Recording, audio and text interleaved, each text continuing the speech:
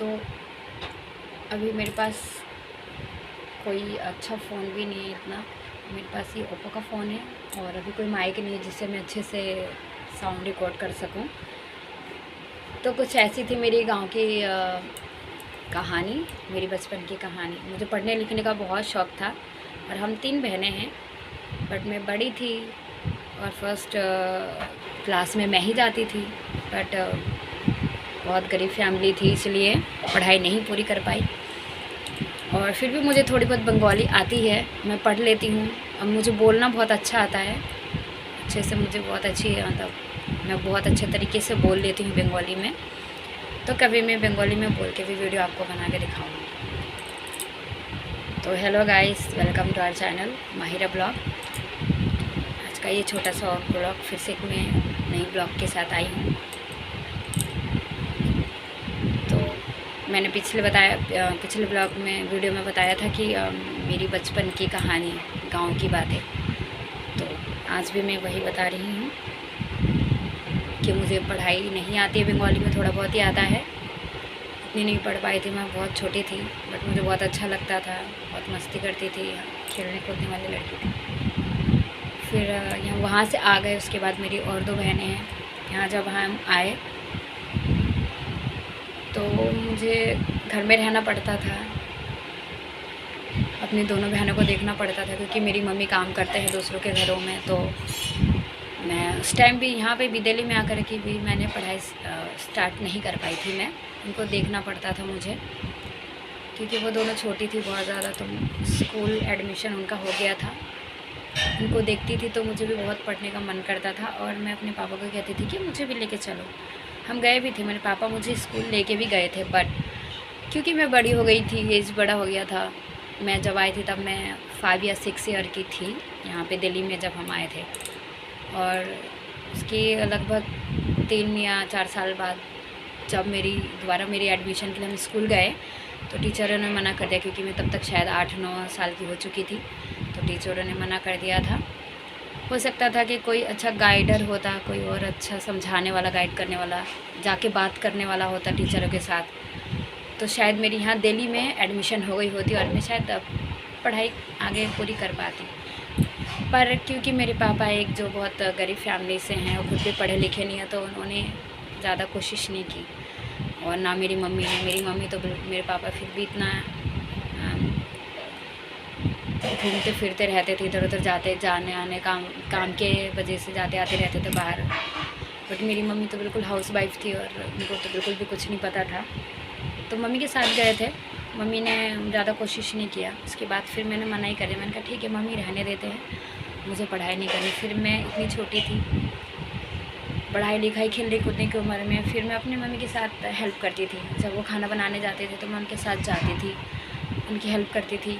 सब्ज़ी काट देना, बर्तन धुलवा देना, मेरी मम्मी कपड़े सफाई भी करते थे तो मैं भी मदद करती थी। और जब मेरे बहनें स्कूल जाने लगी तब, उससे पहले तो मैं उनको संभालती थी, बहुत छोटे थे। और जब वो स्कूल जाने लगी, मेरे पापा थोड़े वो बड़े हो गए, जब वो पहली दूसरी क्लास में, तीसरी क्लास में आ गए, फिर मैं मम्मी के साथ जाती थी, मैं हेल्प करवाती थी। ऐसे करके हमारा घर चलता था। उसके बाद थोड़े टाइम बाद मेरे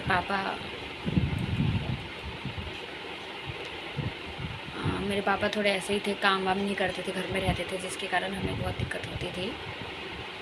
भाई था बड़ा, बट इतनी बड़ी फैमिली थी, पापा कुछ नहीं करते थे। और मेरी मम्मी 3,500-4 हज़ार रुपये की काम करती थी।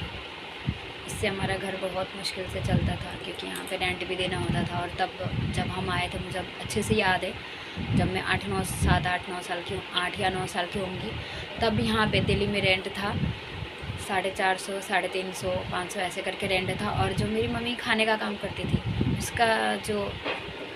उसका जो वो पैसे देते थे, वो जो लोगों के घरों से जो मम्मी मेरी कमाती थी, वो 150, 200, 250 ऐसे कमाती थी।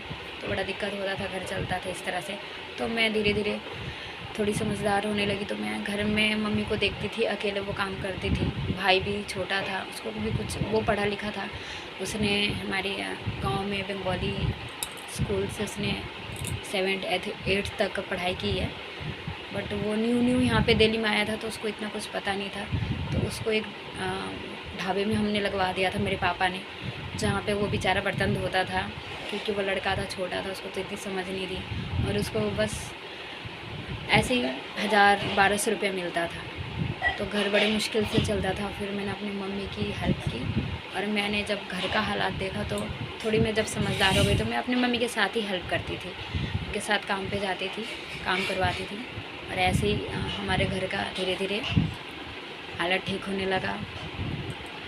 आगे के लिए इतना है, अभी के लिए इतना ही, फिर मैं आगे और आपको अपनी कहानी बताऊंगी। आशा करती हूँ आप लोगों को मेरी कहानी अच्छी लगेगी और इंटरेस्टेड लगेगी, तो कमेंट करें और एक छोटा सा लाइक दें। मैं आगे एक और ब्लॉग बनाऊंगी जिसमें मैं अपनी स्टोरी बताऊंगी। अभी हालात बहुत बेहतर हैं और हम बहुत अच्छे से रहते हैं, और अब भी हम सारे सिस्टर, मेरी दोनों सिस्टर, मैं, मेरे ब्रदर, भाई जो है, हम सब बड़े हो गए हैं। मेरी भाई की मैरिड हो गई है, मेरी भी हो गई, मेरी दोनों सिस्टर मम्मी के साथ रहती हैं, वो भी अब पढ़ाई लिखाई पूरी कर चुकी है। तो आगे के ब्लॉग में मैं दोबारा से एक स्टोरी बताऊंगी। अगर आप लोगों ने कमेंट और लाइक की तो मैं एक अच्छी सी एक और ब्लॉग बनाऊंगी, और देखते रहिए, और मैं आपको अपनी स्टोरी शेयर करूंगी। तो एक छोटा सा लाइक और कमेंट ज़रूर करें, और आप लोग मुझे सपोर्ट करें, ताकि मैं धीरे धीरे ऐसे ही ब्लॉग बनाना सीखूं, क्योंकि मुझे पता नहीं है, मैं न्यू हूँ। और इंस्टाग्राम और फेसबुक पर रील्स बनाना तो चुटकियों की बात है, क्योंकि वो 10 से 15 सेकंड की रील्स होती हैं, तो उसमें जस्ट लिपसिंग करना मुझे अच्छा लगता है, क्योंकि मैं गाना भी गाती हूँ, खुद में लिपसिंग करती हूँ, तो इस वजह से मुझे थोड़ी लिपसिंग अच्छी आती है। बट अब मैं ये खुद से क्रिएट कर रही हूँ, अपनी साउंड में बोल रही हूँ, खुद की साउंड में मैं वीडियो बना रही हूँ, तो मेरे लिए बहुत दिक्कत हो रहा है। और हो सकता है कि मेरी वीडियो में मेरे पंखे की आवाज़ भी आए, तो उसको इग्नोर कर देना, क्योंकि मेरे पास अभी कोई माइक नहीं है, और भी मेरे पास हेडफोन एक है, बट उसको मैंने लगाया नहीं। मैं उसको लगा के ही वीडियो बनाया करूँगी, ताकि अब मेरी जो आवाज़ है वो क्लियरली आप लोगों को सुनाई दे। तो आज के लिए धन्यवाद, थैंक यू। मुझे मेरे लिए छोटा सा लाइक ज़रूर करना, और एक कमेंट में ज़रूर पूछना, कुछ भी बोलना पूछना हो तो मुझे अच्छा लगेगा।